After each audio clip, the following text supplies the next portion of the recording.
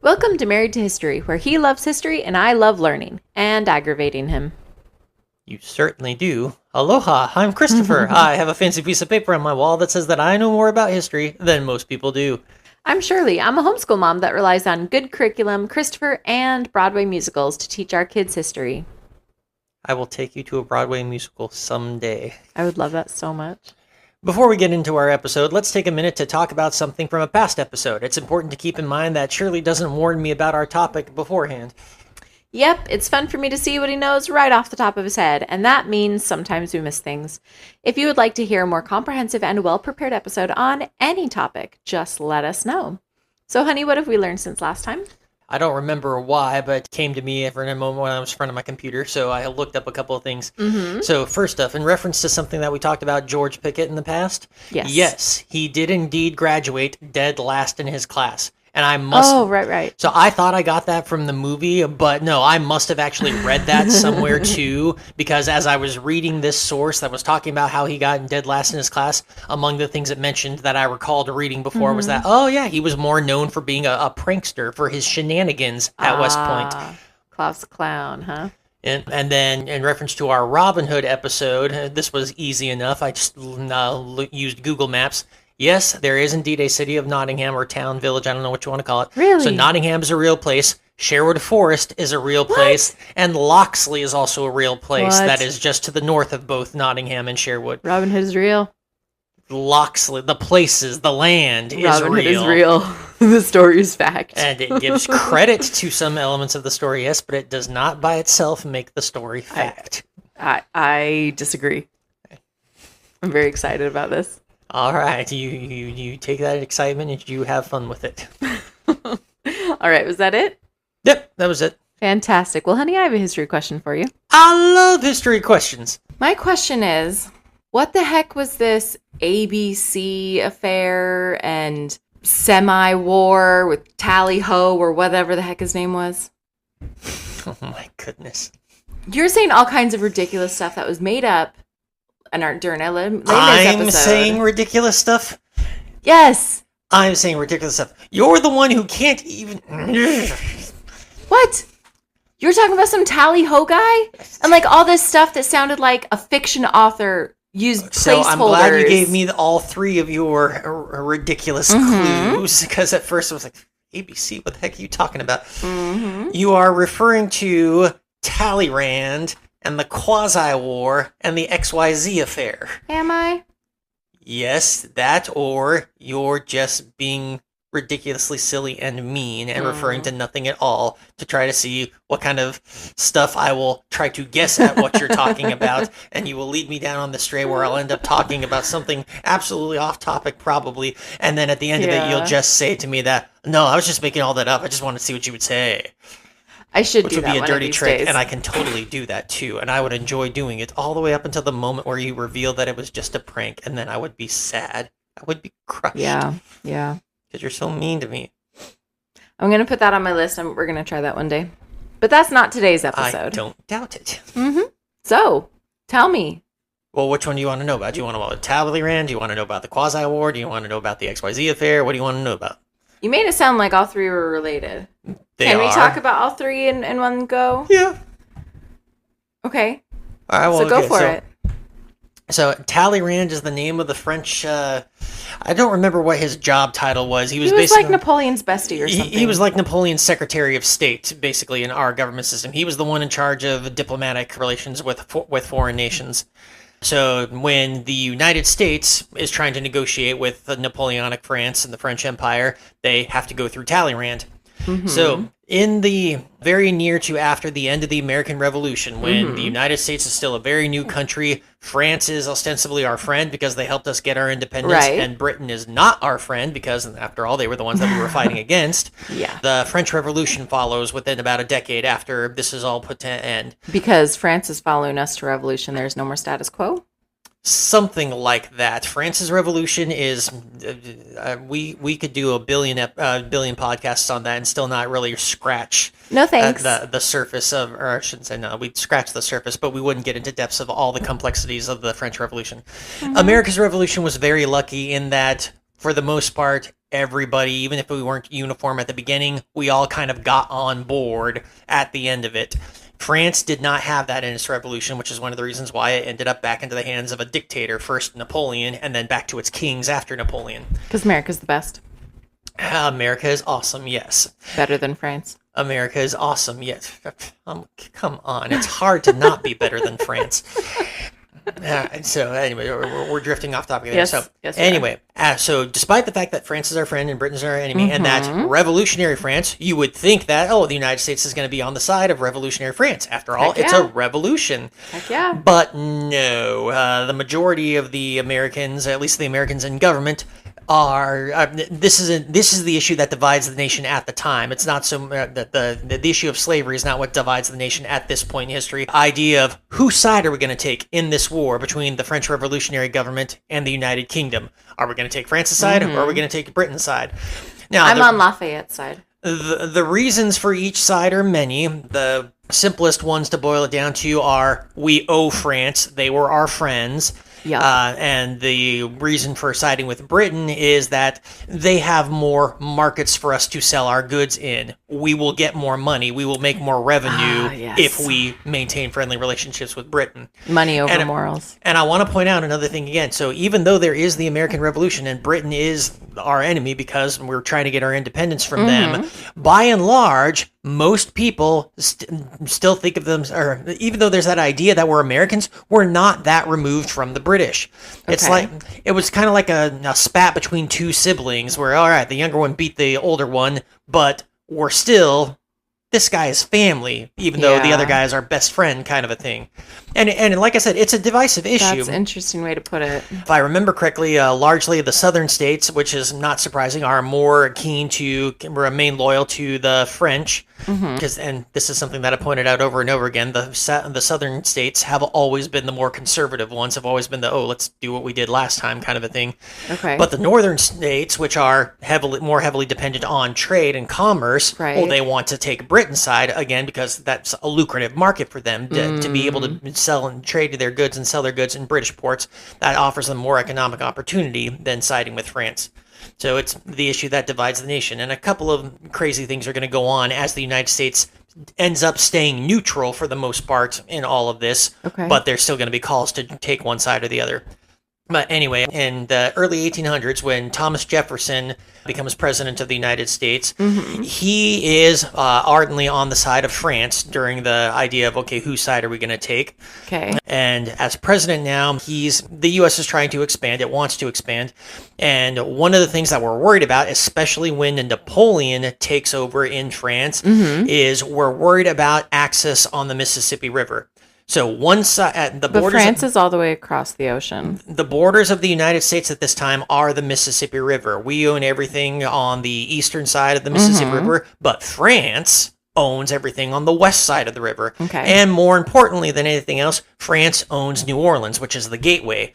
We can go up and down the river just fine, but unless we have access to New Orleans, we can't exit the river for any reason and get out into the ocean. So that's why we need to stay friends with France and take their side. That would be a reason to stay friends with France, yes. But again, Jefferson doesn't have the votes he needs to take a side in the war. So what Jefferson does decide to do is he decides to send some diplomats to France. Their goal, I believe he sends them with like $10 million, and their goal is to buy secure access through New Orleans. I should take that back. No, their goal is to buy New Orleans, is to get the city from France. Their secondary goal is to at least secure free trade, free passage through New Orleans. So that the U.S. can have that economic prosperity to it. And that's ultimately their only goal. That's their assignment. So they get to France, and after they wade through the revolutionary government, they eventually find out, all right, the guy they need to speak to is this man, Talleyrand. But Talleyrand, being arrogant and just as corrupt as the next kind of guy. So a politician. Yeah, he refuses to meet with them. And it's made very clear that he will meet with them only after he has received a bribe. I don't remember what the amount is, or if the amount was ever actually like implied to him, but it was beyond obvious that he was not going to meet with them until he had been paid to meet with them. Nice. So this was offensive. And this results in what we know as the XYZ affair, the diplomatic strain, because of these 3 American ambassadors that were sent there by Jefferson. The names of the ambassadors are omitted in the report, which is why we call it the XYZ affair. It was ambassadors X, Y, and Z. Now, I know we know who the names were, but it's been a while since I read about it, so I don't remember why it was decided to give them these code names instead of actually referring by their names. But yes, so that's what the XYZ affair was. It was our attempt to secure trade or secure passage along the Mississippi River, and the challenge in that a bribe was expected, and we didn't want to pay this bribe. I mean, this is not what's supposed. Everybody knows that this happens in society, but yes, it's ungentlemanly. And speaking of the ungentlemanly things, I want to mention this because I've always thought that this was funny, and I know it's in your musical Hamilton. They do a scene about this. I can't wait. So among the things that kind of rub France and the United States a little bit wrong during this time period is that, well, France during the Revolution, France is broke. I mean, economic crisis is one of the things that leads to the Revolution in the first place. Right, we talked about that. And so one of the things that France wants is it's going to say to the United States, hey, remember all that money we lent you guys during the Revolution? Yeah. We need to start paying those back. We need the money. Naturally. And the Americans are going to basically say, no, we didn't borrow that from you. We borrowed that from the king. You know, the guy whose head you chopped off? We don't owe you guys nothing. Take his head out of the basket and ask it. It's an understandable, but at the same time, I think we can all recognize that's a dirty trick. It is so slimy. I mean, I get their logic. What's the word? Disingenuous? Yeah, just... The lesson is never loan money to friends. So I want to be clear. It's either a gift or nothing. As much as I say that, this Talleyrand, he was a corrupt, evil guy, I'm like, it's not like he was the only one in the matter. I mean, the U.S. is guilty of trying to weasel out of whatever it could get to do.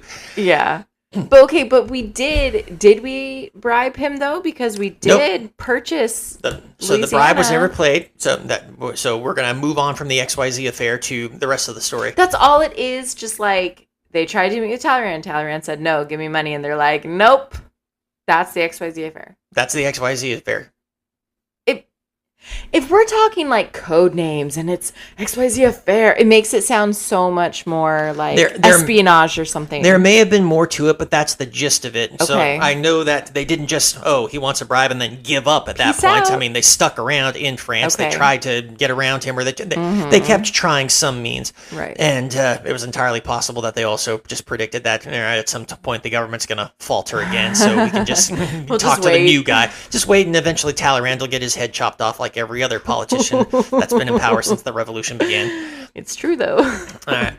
So the pseudo war. So this is going to lead to the Quasi war. Yeah, same thing. So the Quasi war, this is another part of American history that just really doesn't get taught.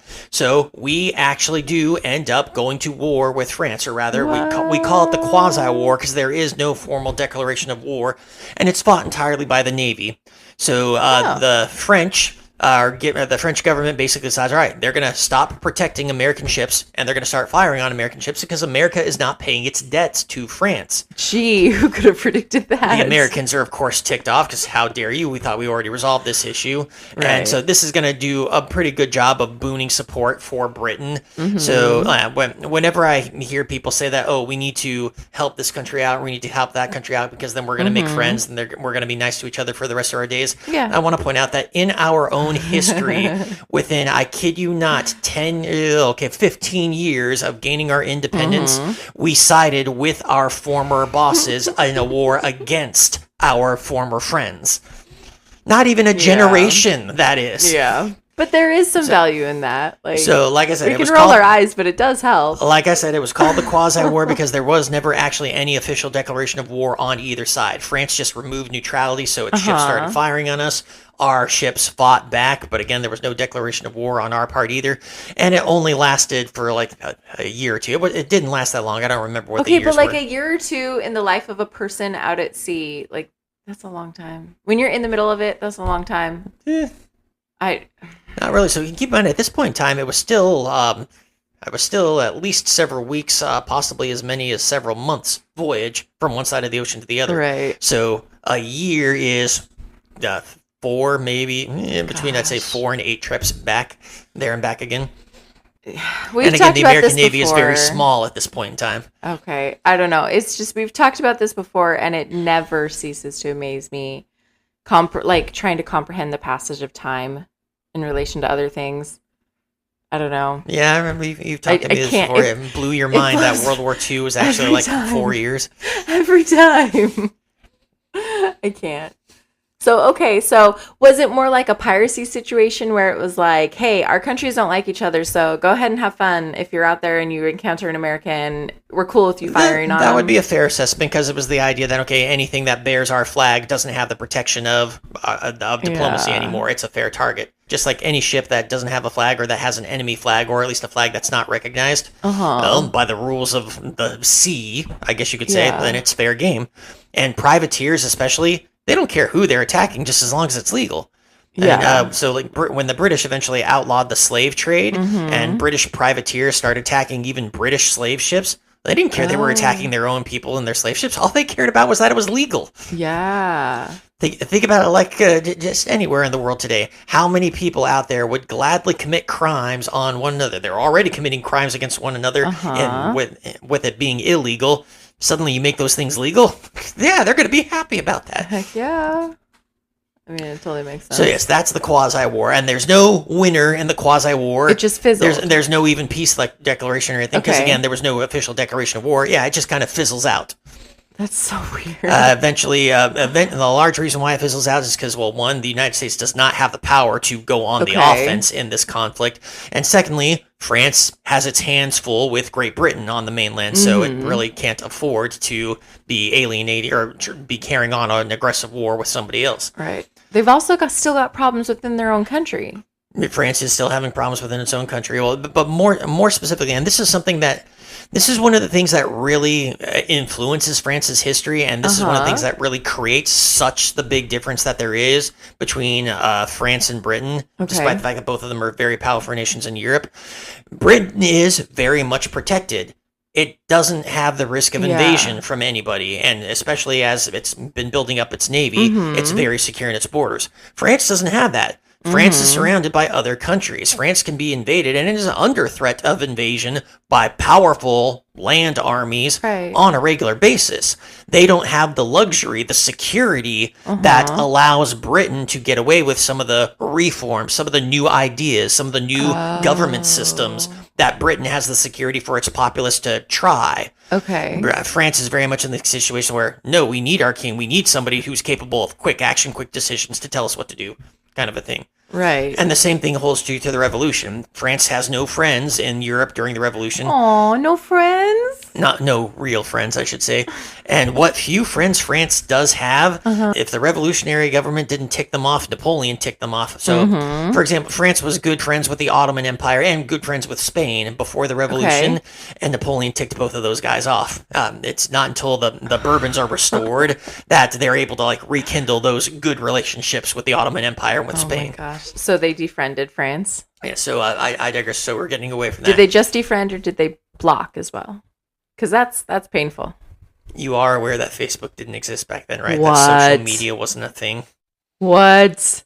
Talk about mind blowing. And I guarantee you, if social media was a thing back then, there's probably like 100 people across the world that would have had social media accounts, and everybody else would have just been following those, not setting up their own. I suppose. And the vast majority of them probably would have been Europeans. So talked about the XYZ affair. Yes. This kind of leads into the Quasi-War. And so after the Quasi-War is over and France and the Americans aren't really friends again, but they're not enemies again. Okay. American diplomats are still in France and they're still trying to do their mission. They're still trying to get access to New Orleans. What year are we at now? How long has this we're been still going in the on? early 1800s. This is all in a very short time period. So, very short. I shouldn't say a very short. 5 years? No, yes, 5 years, I think, because I want to say the Quasi-War starts in 98, but I might be getting my date wrong. Okay. But that's fine. Go ahead.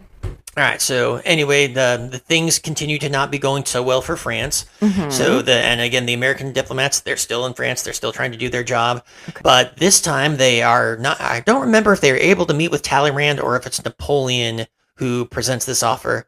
And probably was through Talleyrand, so they didn't need to bribe Talleyrand, or at least I don't remember them having to bribe him. And basically, the deal is this. So again, the Americans went there with just the goal of getting at minimum free passage through New Orleans, Right. hopefully getting the city of New Orleans. But since that time, Napoleon's ambitions for an American empire have been crushed. They've fallen apart.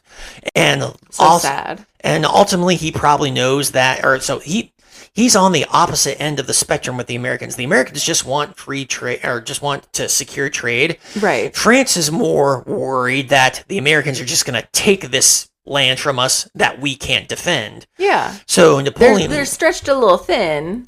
so Napoleon's offer to the diplomats is basically, all right, hey, you wanted $10 million for New Orleans, make it 15. I'll give you the whole kit and caboodle, the whole Heck of the yeah. Louisiana territory. And so there's a bit of a problem here. There's nothing in the Constitution that says that the president has this kind of authority. But Jefferson, being the, funnily enough, he was one of the guys that was so afraid that people are going to abuse the Constitution. Yeah. We need to make sure that it Yeah. limits the power of government. Yeah. He's the one that decides that, it doesn't say I can't do Yeah. this. So he goes ahead and says, and authorizes it. And so the United States gets what I believe is still to this day the greatest real estate deal in history. He buys the whole of Louisiana territory for the $15 million. So Heck yeah. that's how those three events kind of link up with one another. Okay, why didn't I ever? I mean, I learned about the Louisiana Purchase in school. Oh, yeah, I think every kid is taught about the Louisiana Purchase, but we're not taught about why the French were willing to make such a deal. No. And we're not told about some of the events that strained the relationship between America and France in the Right. years immediately following immediately following our revolution and during the French Revolution. Yeah, I mean, maybe I haven't been in school for a while, so maybe I was taught this and I just did not pay attention or forget. But it feels like we're taught about the American Revolution, and then those lessons are done. And then we move on to this topic, and those lessons are done. Yep. And we learned about the French Revolution, and those lessons are done. Like, they're separate things, but really they lead into each other. Yep. And that's what's so frustrating to me about learning history is that I don't understand how they lead in together. And when you understand that, it opens things up. That's why I do what I do, because I love connecting those dots. It's amazing. So the drawback is then I don't have the hyper super solid details about every little thing that's going on, but I have a better understanding of how they're all connected. Yeah, you can bridge those gaps. That's valuable. That's neat. It is neat. I love talking about this. If I recall correctly, in one of my last semesters in college, before I got my degree and my credentials, the XYZ affair and the Quasi war were were two of the things that I wrote about more often than anything else for my essays and my projects. Because I recognize that, hey, my classmates have no idea this thing happened. This is cool. I memean, honestly, though, part of what makes it so cool is the names. The names are so stupid and ridiculous. Stupid. I mean, you need good branding for an event to be memorable. How And many this is books have you- memorable. How many books have you written, honey? 0, but I've read How many books. characters and places and whatnot have you named? 0, but I've read some.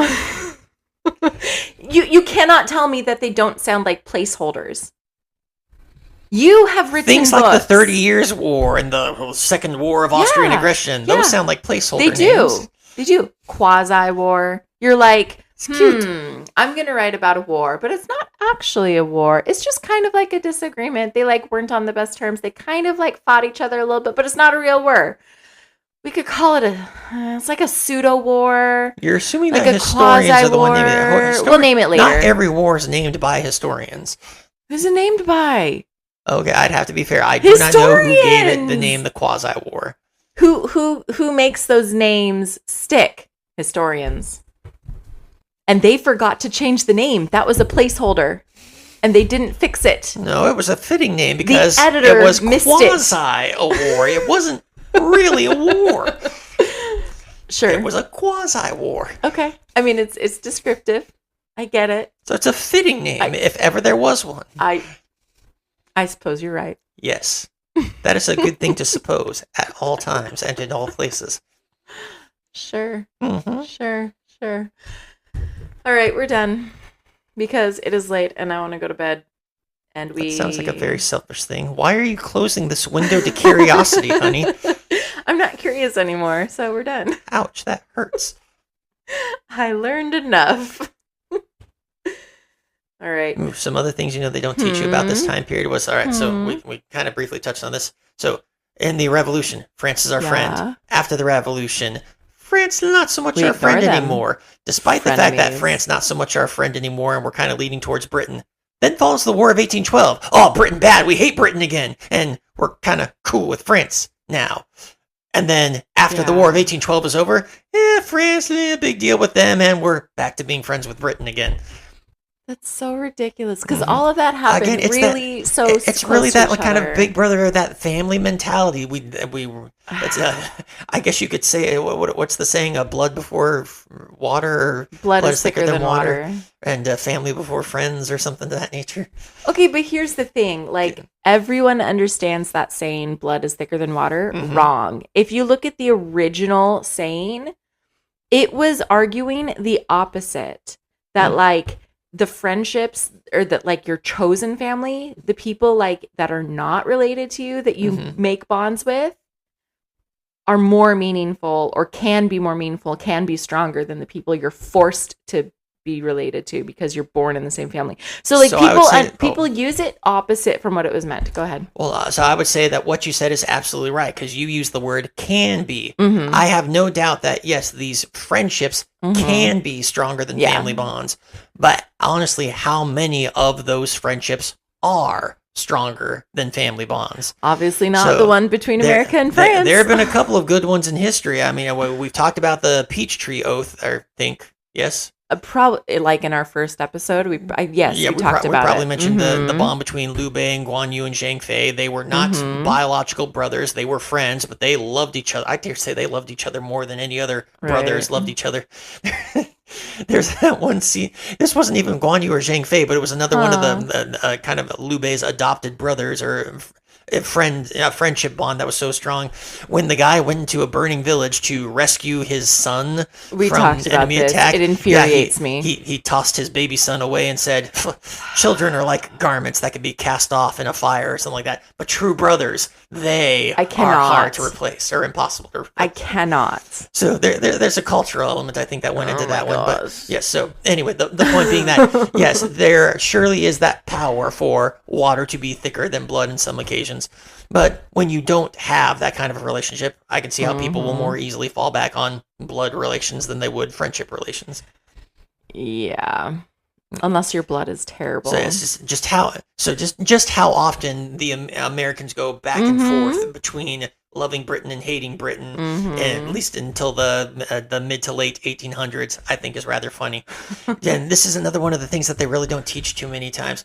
So we've talked about the Civil War and how the states, the southern states, seceded. So that was not the first time that states had threatened secession. States had been threatening secession since before the Constitution was even created. And among the considerations in secession, several, if not all, the New England states at one point in time were thinking about leaving the United States, and I kid you not, going back to Britain. What? Wow. That's another story in the love-hate relationship we have with Britain. So dumb. So yeah, I want to point out, a lot of the American Revolution, I think, can very easily be just compared to a family spat. We were mad at each other, but after it was all over, we were still kind of family. Okay, but a family spat and codependency.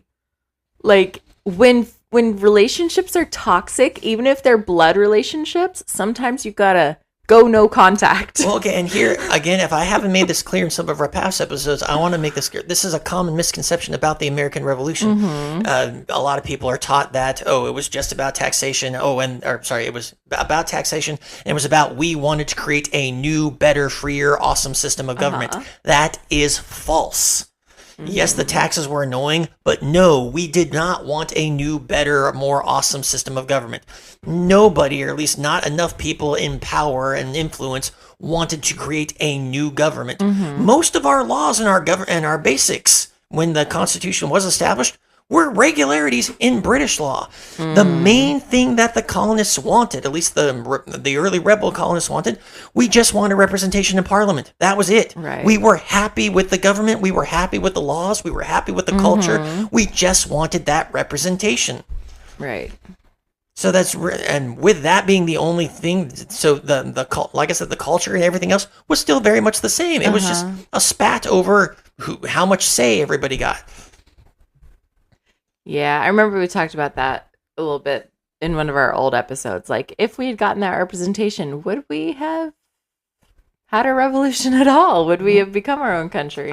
Like so many things, I would be interested to see how that would come about, but because we don't have time machines, and I'm going to be one of those people that will fight to the death anybody that tries to change history, then yeah, I don't think we're ever going to know. Nope. Well, okay, I take that back. There is a theory that I've entertained from time to time that maybe, just maybe, in at least one of the versions of the afterlife that may indeed exist, maybe we will get to, maybe some version of the afterlife will be like a living room setting where there'll be a TV in it, and I'll have a universal remote, and I will be able to watch every possible outcome of everything that ever happened to see what would have happened.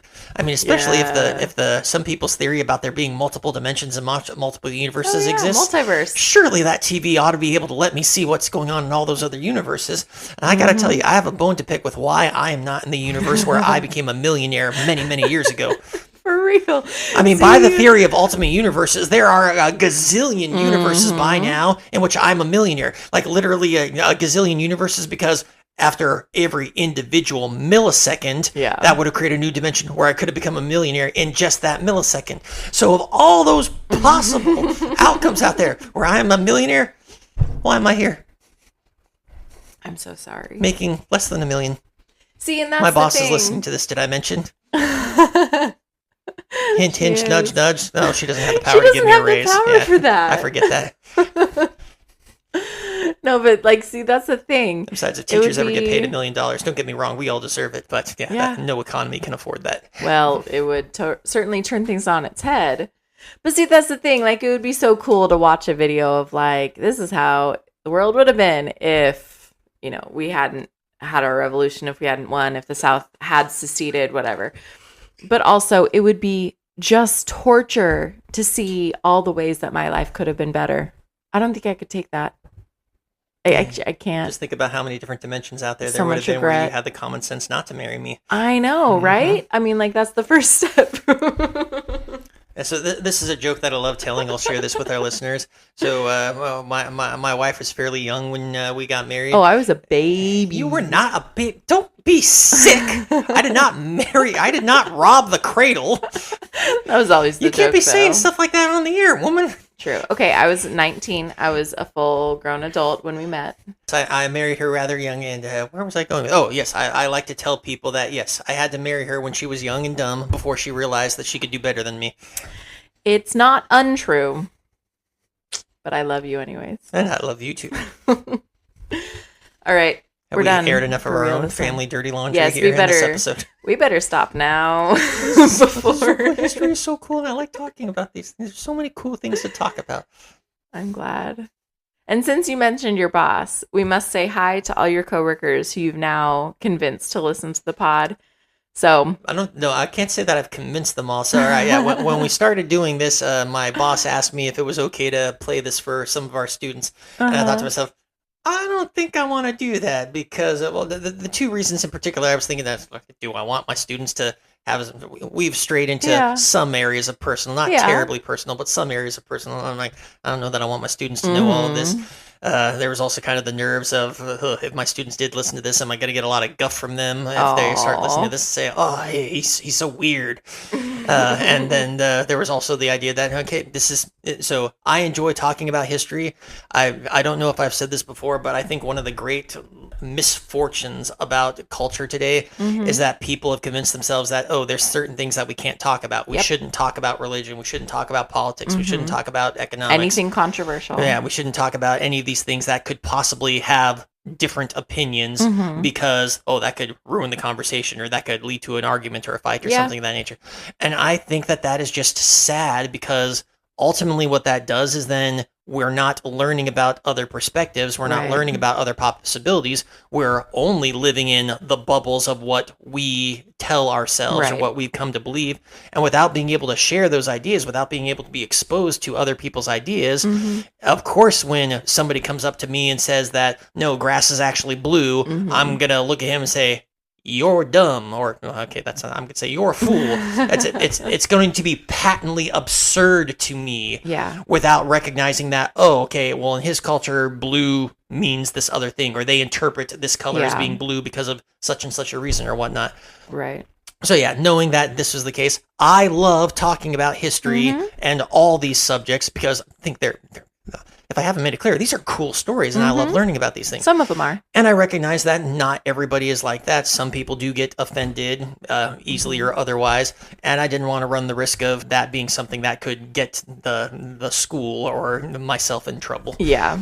But yeah, so after some gentle encouragement from a few of my coworkers, I finally decided to yield to that. And so yeah, my boss told me to tell them all to let them play my podcast, and a couple of them have told me that they've listened to us and have joined at least our listener ranks. So yes, that was very nice to hear.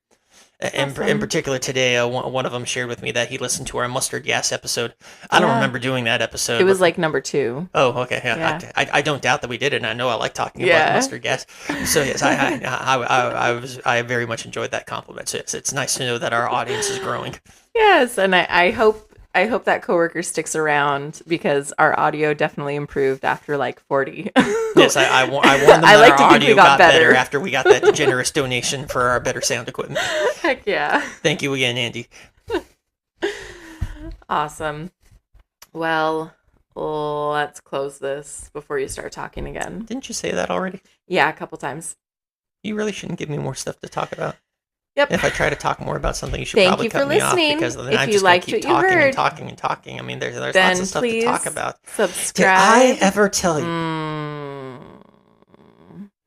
Okay, I guess we know how to talk about that. Thank you for listening. And only change the future. Are you done? Are you done? Are you done? Get another state in the Save it for next week. Central America, but I guess save it for next week. Talk about that. Thank you for listening. If you liked what you heard, then please subscribe, tell your friends, and leave us a 5-star review. If you'd like to hear a future episode with more information about today's topic or that state that we tried to make in Central America, contact us on Gmail, Facebook, Instagram, or TikTok at Married to History Pod. Also, please contact us if you have a silly question idea or if there's something from history that you would love to learn about. Just be sure to specify in your message if it's silly or serious because I don't want to beat my head against a rock if you are trying to ask me a serious question. Talk to you next time. Bye. Bye.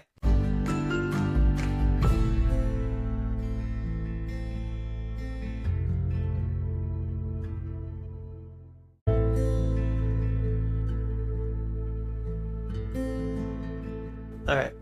Bring it on. Can you put the mic closer to your mouth? Bring it on. Much better. Because when I was editing this morning, you were a lot quieter than me in a lot of points. And I was like, I wasn't really that loud. Don't you like it when I'm quieter than you? No. Oh, okay. No. Okay. You can put a pillow on the chair. You're going to be uncomfortable. This'll work. And now the mic is pointed at your chin.